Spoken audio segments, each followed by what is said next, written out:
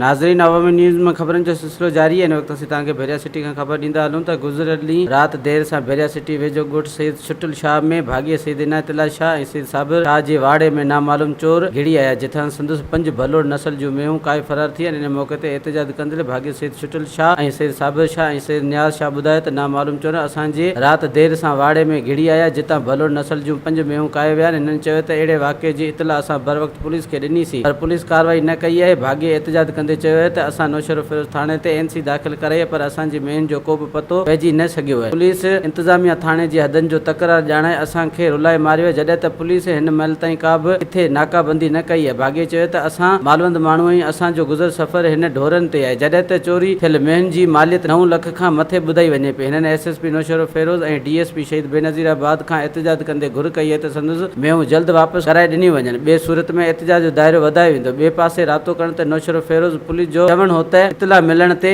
असां मौक़े ते पहुतासीं, तफ़सील मालूम कया आहिनि ऐं मामले जी जांच कयूं पिया, जल्द भाॻीअ जूं मेहूं वापसि कराई वेंदियूं। वधीक ख़बरनि ऐं तफ़सील लाइ विज़िट कयो अवामी news Facebook page, YouTube page ऐं अवामी न्यूज़ वेब।